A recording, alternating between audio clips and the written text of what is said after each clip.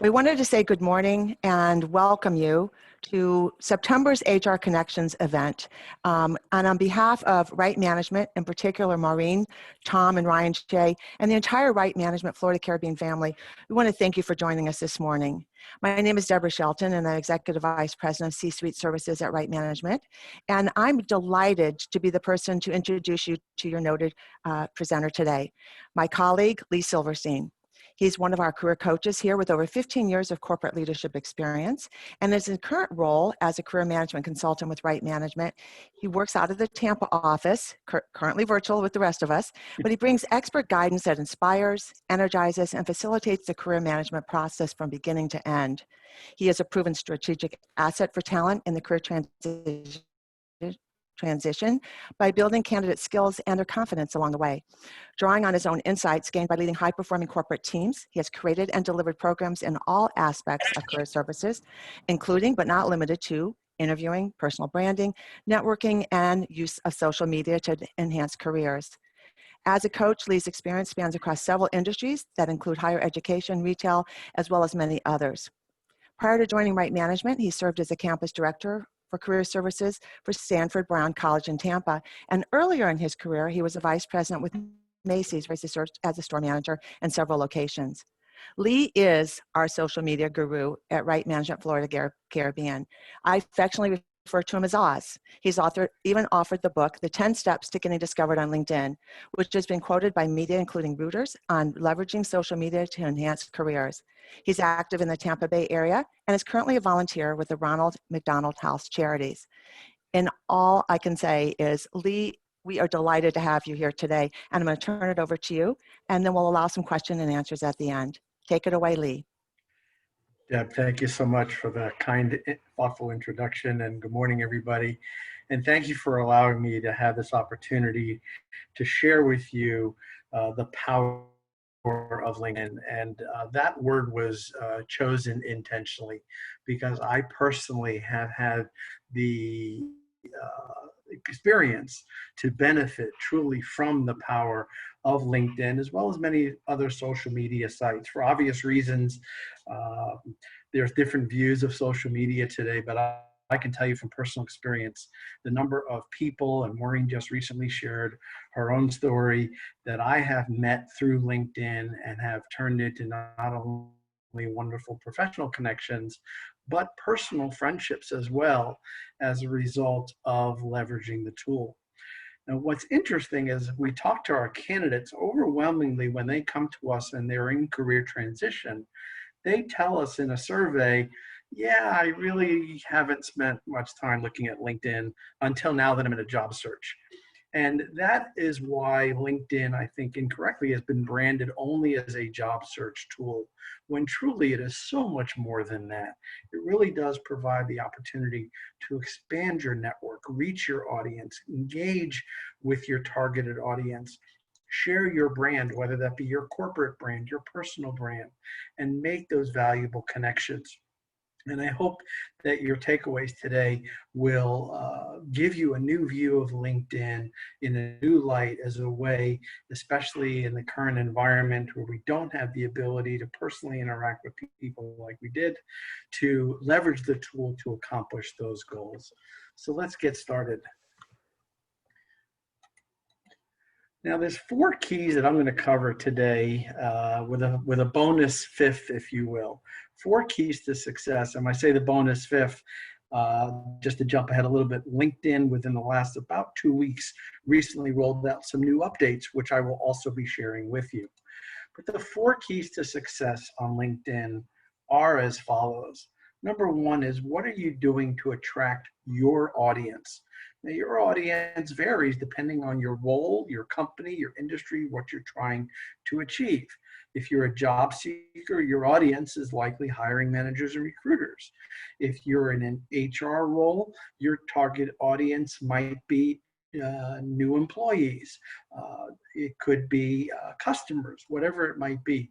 So, how to attract your targeted audience. The importance of leveraging LinkedIn, and this is true not just on LinkedIn, but really on all social media platforms, to tell your story. Tell people what it is you do, what you're about, and most importantly, what do you have to offer? What is the value that you bring to that targeted audience? The opportunity to promote your personal and or your corporate brand. Okay, what is it that you're an expert at? What is, again, what is the value that you bring to your targeted audience, to other companies, whatever it may be? And fourth, and in my opinion, most important, and quite candidly, often overlooked, the importance of engaging with your audience on LinkedIn, as well as all social media platforms, as well as sharing content to get your brand out there, to get your name out there, to have that visibility in your targeted audience. So let's talk about first, how do you attract that audience? And it starts with the first thing that people see.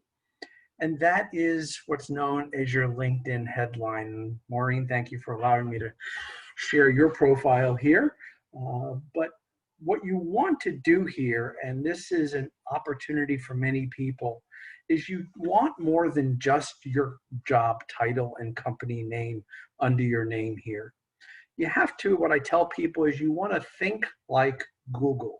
So think about how you use Google. Google's been so popular, has become so popular that it's become a verb, right? We Google information. We don't Yahoo information. We don't Bing information, but we certainly Google information. So what terms, what phrases will your targeted audience likely use when they go into the search box at the top of the LinkedIn screen to find you, to find your company, to find what you have to offer? And for example, if all this said on Maureen's headline was CEO, well, how likely is it that someone's just going to search CEO if they were looking for right management services? Not likely. And if they did, they'd get hundreds of thousands of hits. What is more likely, again, thinking like Google, is that someone would say, hey, we could use some help with career management. We could use some help with executive coaching, whatever it might be. And you want to reverse engineer, if you will, those terms and ensure that you've got those phrases, those keywords, that value that you and your organization provides in your headline, so there will be a match when someone does a search for you. The challenge here is that by default, LinkedIn sets it as only your current job title. So you do need to click on the pencil symbol on the right side of your headline. We're not going to do a full-on tutorial here, but go into the edit function, uncheck that box that says default to my job title, and think about what are the likely words and phrases that someone would use if they were looking for you and your organization. Here's another example. This is from a VP of HR in the South Florida area. She too has done a wonderful job doing the exact same thing. So she's highlighted those areas of expertise and the likely things that people will be searching for if they were looking for her. So take a look at this on your own profile and ensure that you've taken advantage of this space to include these keywords and phrases that a company or an individual would likely be using if they were searching for what you have to offer. Next, it's important to tell your story. And that happens in your About section. Now, the common mistake people make here, and there's two, is first that they cut and paste what we might find on their resume. And it's very formal and kind of stuffy, if you will. Or even worse, again, in my personal opinion, they refer to themselves in the third person, which this is a social media site.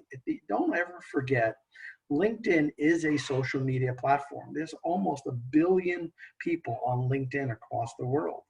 And it is a social media site. The key word in that phrase is social, right? So if you were at a meeting or a party, you wouldn't walk up to up to other people and say, Hi, I'm Lee Silverstein. Lee Silverstein is a coaching consultant at Right Management. You would talk in the first person. You would be more conversational. And it absolutely is appropriate to do that here on LinkedIn. Talk to your audience, okay? So this is an example of my about section. I talk about, or actually this one is not mine, my apologies. This is another executive coach who talks about, here's what I do, here's my approach, here's how I help people. Another great example is this one here, okay? What I like about this example is they've broken out their about section in categories called what she called key highlights, okay? Culture and change transformation, and gives examples of what she does. Strategic business partnership, building high performing teams. This is very compelling. It's easy to read. She even includes her contact information at the bottom to make it simple for people to know how to reach out to her. Now, my suggestion here is to take a look at this and make sure that it's easy to read. And the way to do that is to compose a section like this using a Word document. It's very difficult if you're entering information directly into LinkedIn to get it formatted like you see here, with breaks between paragraphs and highlights for each section and check marks and symbols. So my recommendation is to compose a section like this using a Word document. Please make sure I know what I'm saying. May get a response of some eye rolls, but please be sure you don't have any spelling errors. If you don't think it can happen to you, take a look, do a search later on LinkedIn for the word manger, as Christmas is, believe it or not, approaching rapidly. And you'll be shocked to see the thousands of people on LinkedIn who have misspelled the simple word manager. So I have found sales mangers and regional mangers. So do be sure that you've spell checked it, because it's so easy to make that mistake. But lay this out, make sure you're pleased with how it looks, and tell your story. Tell it in the first person. Talk to your targeted audience about, here's what I do, here's what I do, here's what we do, here's the value that we bring to your organization. LinkedIn recently added what's called a featured section. This is a wonderful opportunity to further tell your story in a very eye-catching way. So we had a little conversation before we started. Marie congratulated Maureen on her well-deserved TCI recognition. Congratulations. And this is a wonderful opportunity to share photos, to share even YouTube clips. There's a lot of versatility here in the featured section where you can upload things that you want your audience to see. You have the option to add things like PowerPoint presentations, PDF documents, links to other websites, including YouTube. So perhaps there is a video of a talk that you've given or some sort of a presentation that you want people to see. The opportunity here is this is a section that many people overlook.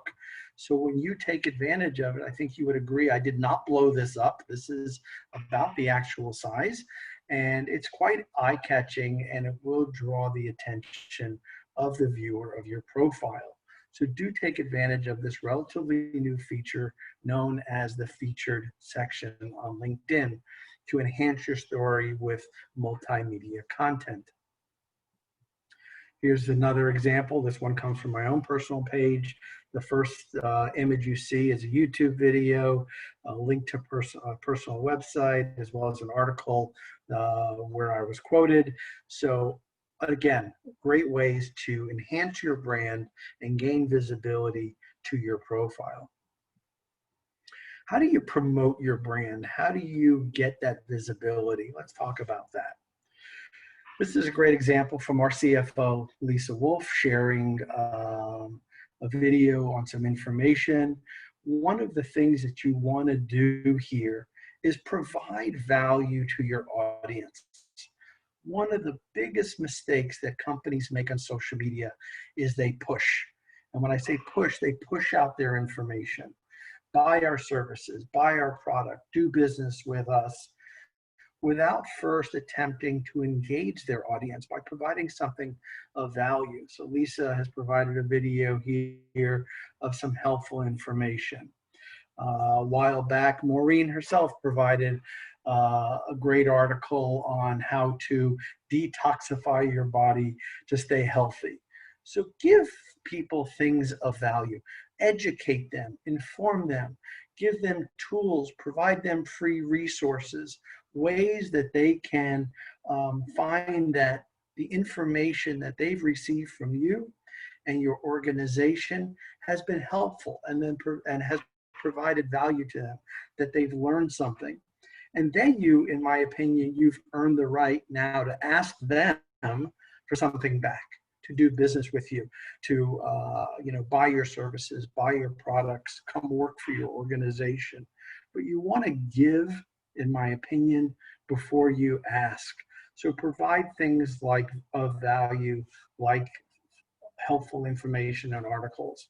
One of the things that we're quite proud of that we've done here at Right Management is we started a podcast called Landed Advice on Landing the Job of Your Dreams. So here's an example of last week where we share the latest episode of our podcast, and it's free. Anybody, and we have seen that we've had listeners from across the globe listen to our podcast. It is free, and it is a way for us to provide value to our targeted audience and enhance our brand out in the marketplace.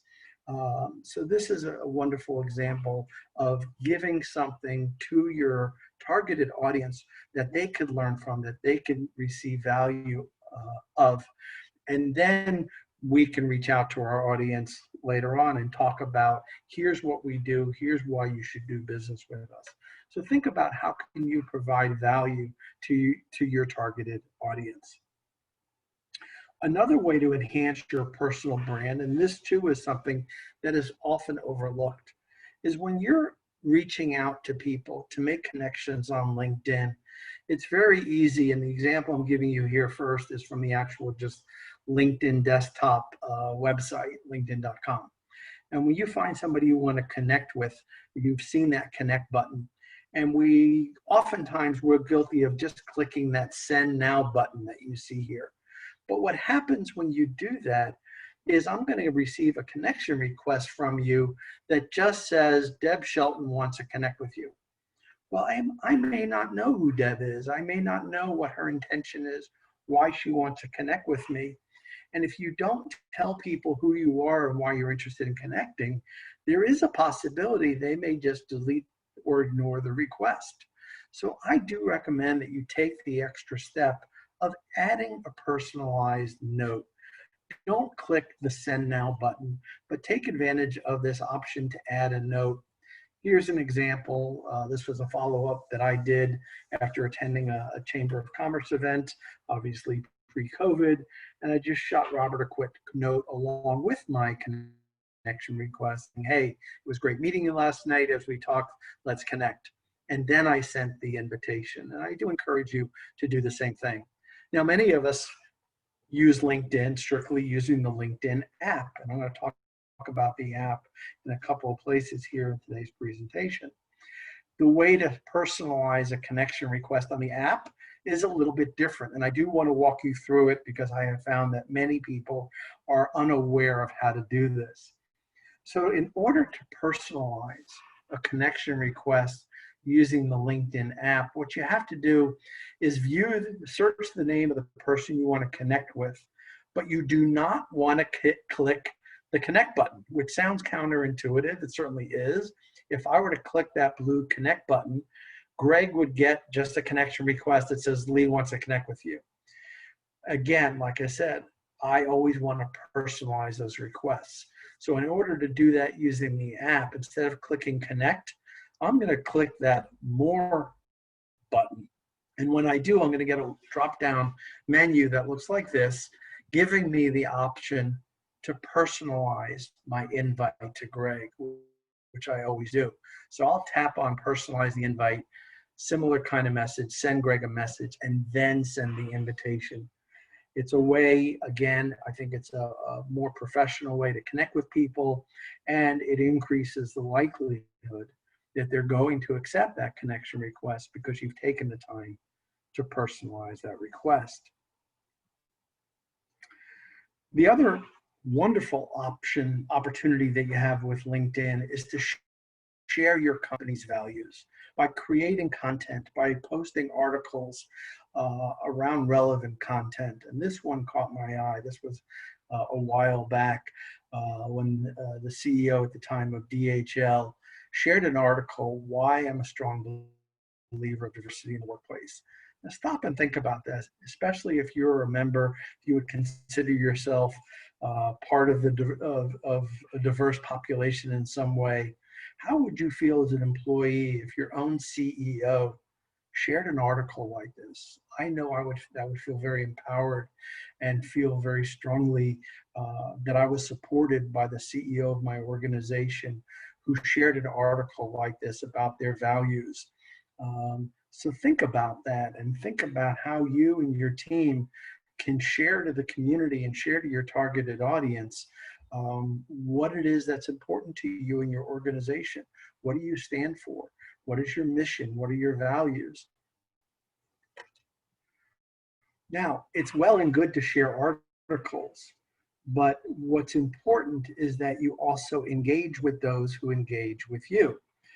So we are all guilty of this. Okay? We are all guilty of this.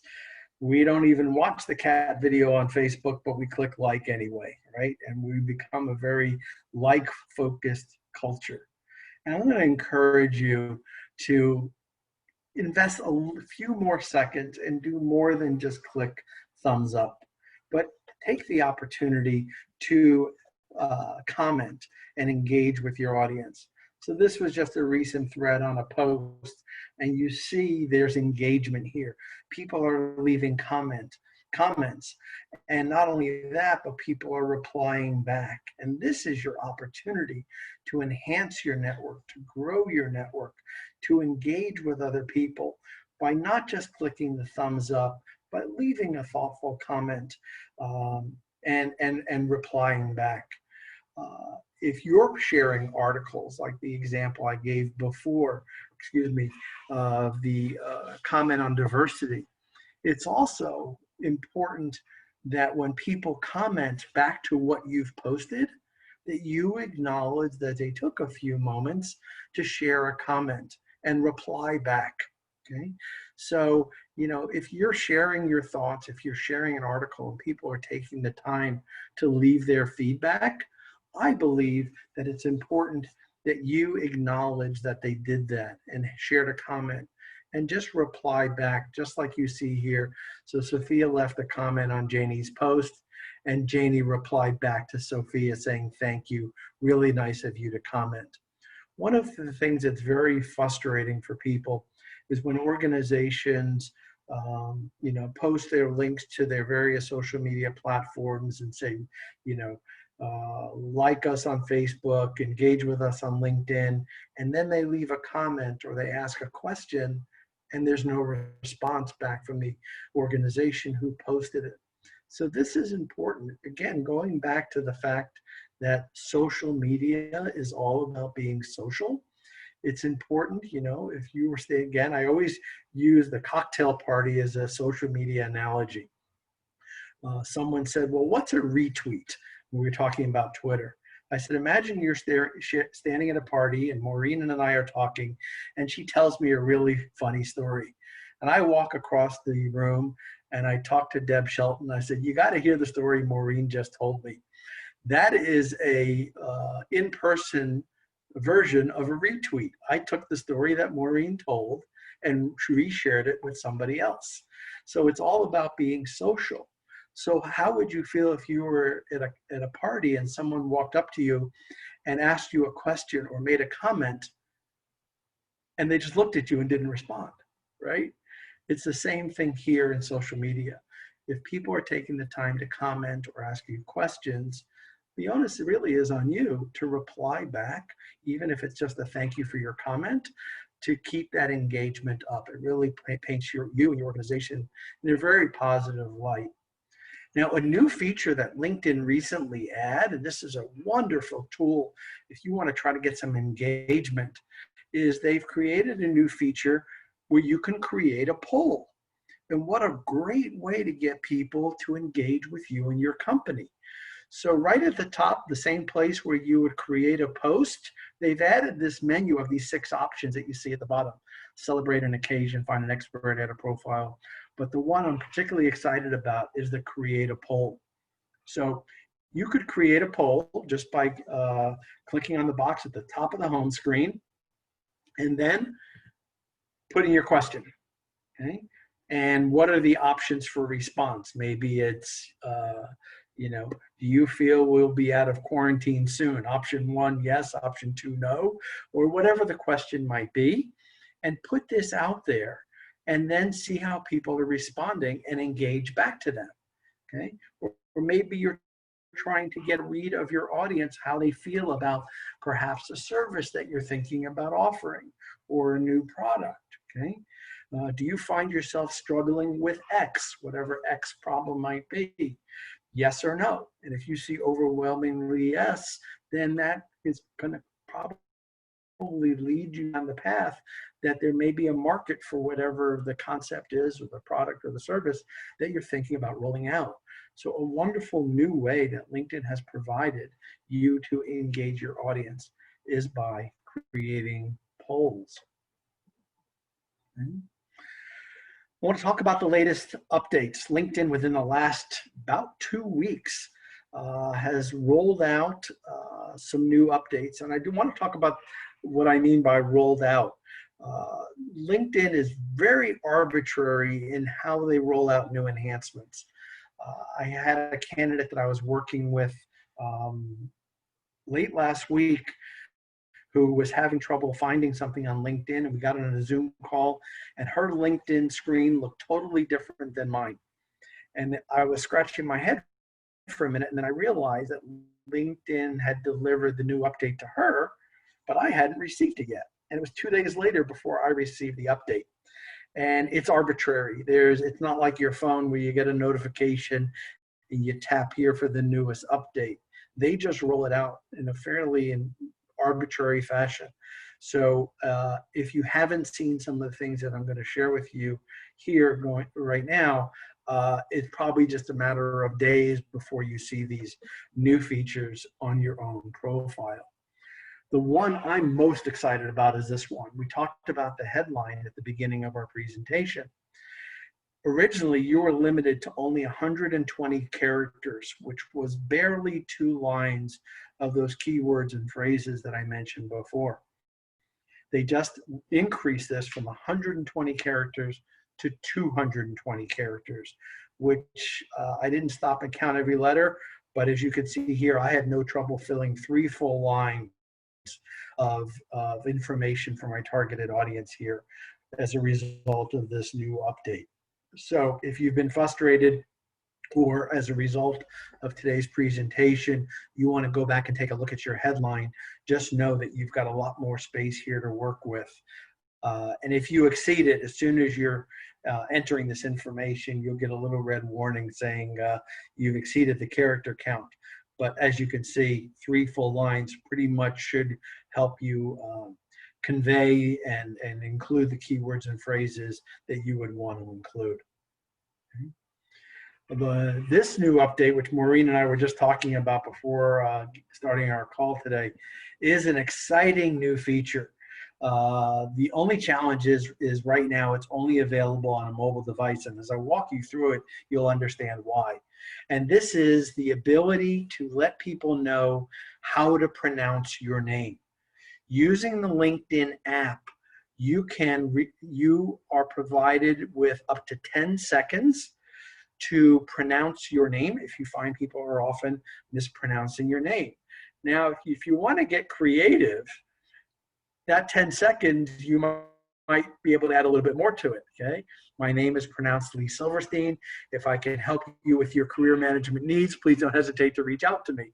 And I think I just did that in less than 10 seconds. So you can also take a little creative liberty here. So how do you do this?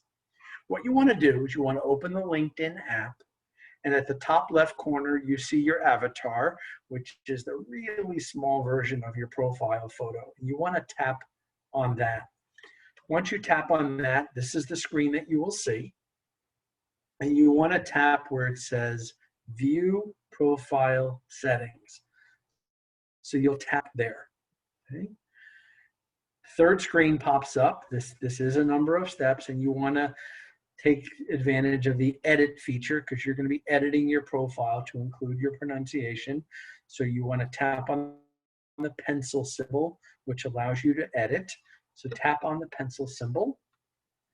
And right here, under your last name, you see it says Add Name Pronunciation. So when you tap on that, here's the last screen you're going to get. And there's a big microphone button. And what you want to do is hold your phone with the microphone somewhat near your mouth and hold down that button. And as soon as you press it, that's the record feature. And like I said, you have 10 seconds to record your name. And like I said, perhaps an additional message. It does have an edit feature, so you can, after you record it, you can listen to it, and if you don't like it, you can re-record it again just by following the same steps. But this is a wonderful new feature, and I'm looking forward to seeing more and more people take advantage of it so that I don't mispronounce people's names. And that is the overview of creating and leveraging the power of LinkedIn, as well as an overview of the new features. And I welcome the opportunity, Courtney, if there are questions that have been shared in chat, I welcome the opportunity to take those questions around anything that I've covered or anything else LinkedIn related that anybody would like to discuss or ask. Thank you, Lee.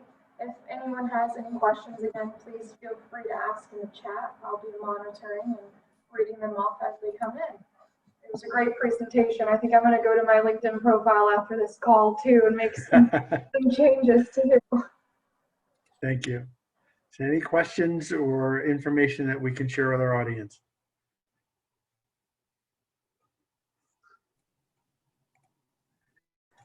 So Lee, I have a question for you. Yes. I've heard that there are specific times that it's best to post, like a Tuesday, Wednesday, or Thursday. What's your thinking about the best time to post articles? That's a great question, Maureen. Thank you for asking that. The best time to post is first thing in the morning when people are sitting down to work. Oftentimes people open up LinkedIn to see what's happening. So in the 8 a.m. to 8:30 window is a great window. And then when you hear me say that, you probably can already guess what the next best time is. That's over lunch, right? So during lunchtime, that's when you get the most engagement. The worst time to post is at the end of the day and after about 1 o'clock on Friday, and certainly the weekends as well. So those are the best times. Now there are some free tools out there that allow you to schedule social media posts, including LinkedIn. So if your organizational strategy is to put out a cadence of content over the course of a week, there are tools like Buffer, BUFFER.com, or Hootsuite, where you can schedule out a cadence of posts and say, post this article on Monday at 8:30, post this one at Tuesday at noon, and hit the button and you're set for the week, or even further on out. But those are the best times to post. Vicki had a question I saw in chat. Courtney, did you see that? Yes, she had. It was just asked. She teaches at the University of Central Florida, and she asks, what specific advice would you provide to graduating seniors? Oh, what a wonderful question. One near and dear to my heart because I worked at a college earlier in my career. Yes, first and foremost, have a LinkedIn profile. and make sure that they too are taking advantage, Vicki, of that headline. Now, we understand if they're graduating seniors, they may not have that work history, but what is that area of focus? What are those keywords that describe what they're targeting, so that when recruiters and hiring managers are looking for talent to come into their organization, that they make that match. The other place that it's really important, Vicki, for really for all of us, not just for students, is below the education section is a section called skills and endorsements. And as a matter of fact, let me make this easier for everybody. I'm just going to quickly share my screen, if that's okay, rather than describing where some of these things are. I would prefer to show you. So let me do this real quick. Pre-patience. So, Courtney, can you see my profile? Nope, I see you. If you could just share screen. You see me? Okay. Thank you. Let me, I got to click share. Now, can you see my profile? Okay, yes. Okay, great. So this is, like I said, the headline, like I referred to earlier, Vicki. Make sure they've got the keywords that describe their area of study, what they're focusing on as they're leaving school and heading out into the workforce. Make sure, too, that down here in the skills and endorsement section here, that they've got a really a robust list of skills that describe what their area of study has been. The key reason why this section is so important is this specific section is searchable by recruiters. They could say, find me someone that has the following skills in this section. So perhaps they've included them up in the headline, but they didn't include them here. That would cause them to kind of fall off the radar, if you will, of a recruiter. So make sure they're taking full advantage of this section as well. And make sure they're writing a well-written about section talking about themselves and what it is that they are looking to do and why did they get into the area of study that they're in. Make sure it's professional, of course. Sometimes that was a challenge working at the college, is the lines were blurred between what was appropriate for our personal social media versus professional. So certainly make sure they're making a professional impression here on LinkedIn. Question, I saw a question flash on the screen. Courtney, did I read it well? Did somebody ask about LinkedIn Premium? Yeah, we actually have 3 more questions. I'll read them in the order that they came in. Super, thank you.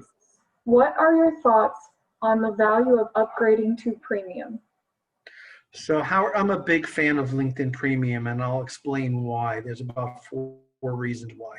First off is LinkedIn has said, I've heard it through back channels, if you will, that the profiles of people who pay for their service rank higher than those who get it for free.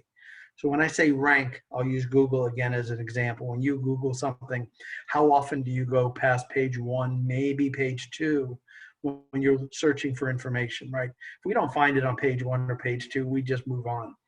And that's the thought process here, is you want to rank on LinkedIn. And when you pay for the service, their algorithm is as such that your profile is easier for people to find. That's number 1. Number 2 is when you're performing searches, you get greater search quality and greater search quantity. So if you were doing a search for, I don't know, CPAs in Orlando, the list of CPAs would be longer if you had the premium than if you didn't. And when I say quality, the filters that you can apply to your search is a more vast list of filters that you can apply when you have the premium than if you don't. You get the first month for free. LinkedIn, by the way, and this is something for our HR professionals to know, LinkedIn offers 1 year free premium service for U.S. military veterans, almost like a scholarship, if you will.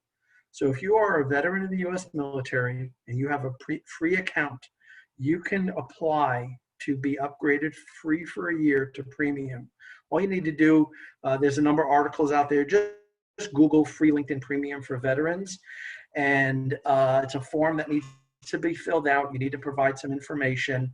It takes about a week or two to be approved, and then LinkedIn will provide veterans a free premium account for a year, which is a wonderful thing.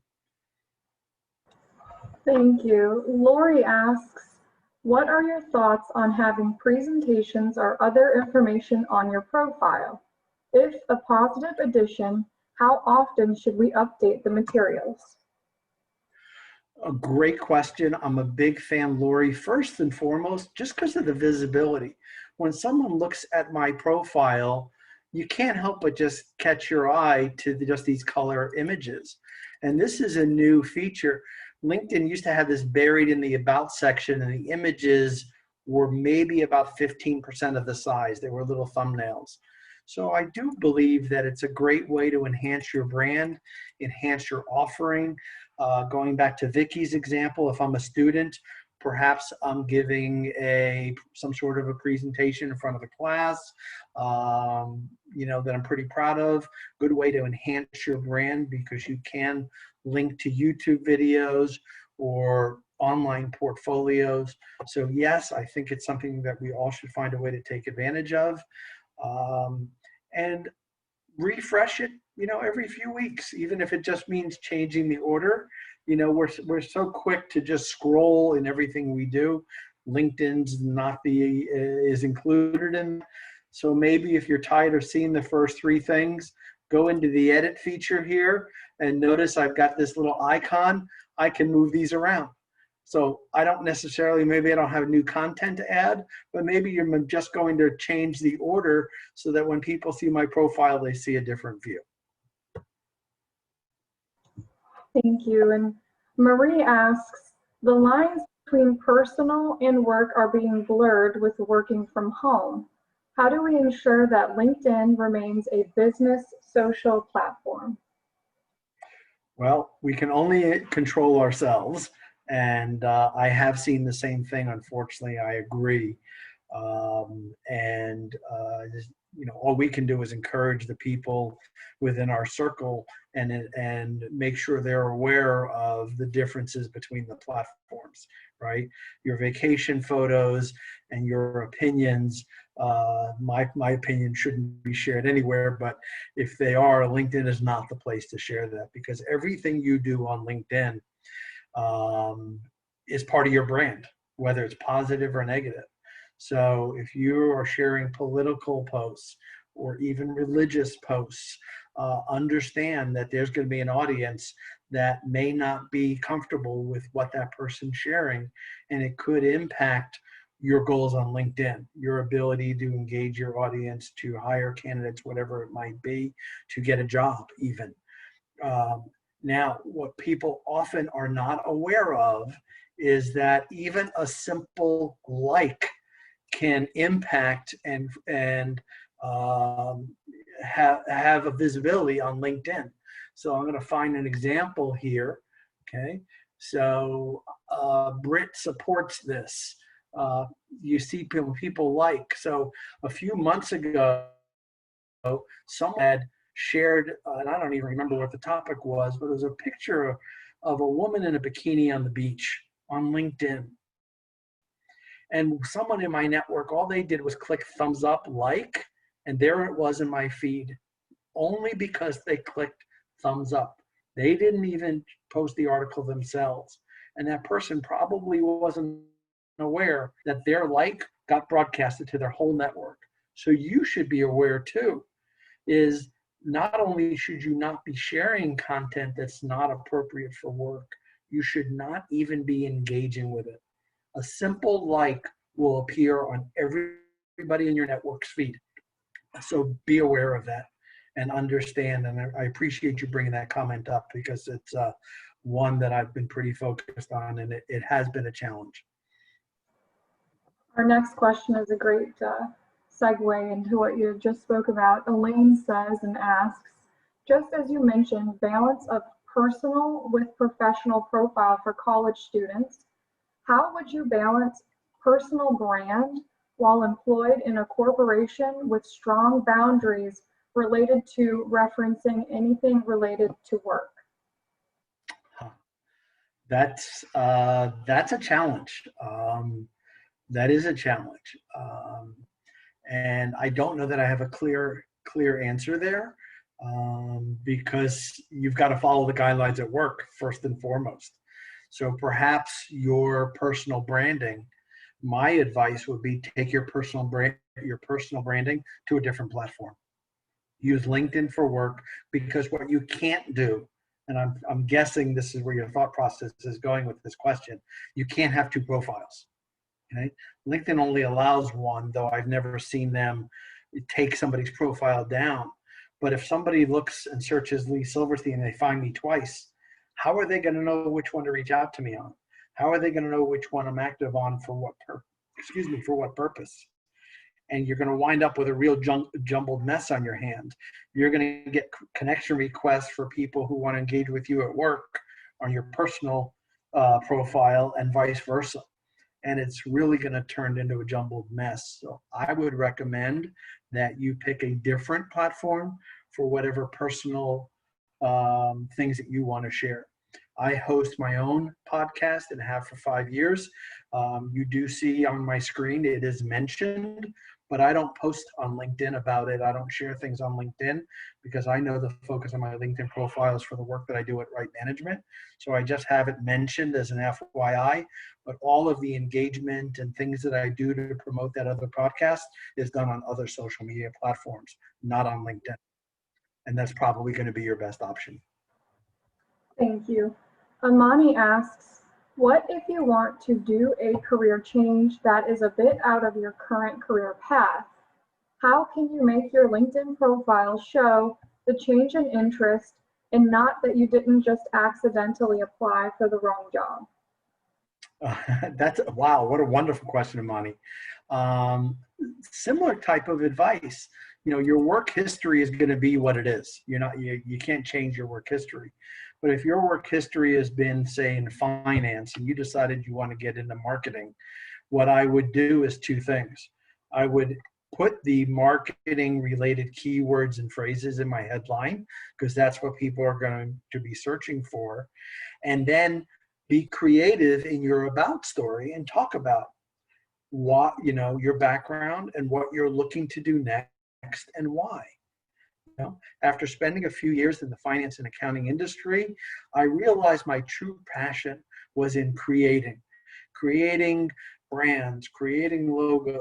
I'm just making things up here, but be real, be compelling, tell your story, acknowledging that yes, I used to do X and now I'm looking to do Y.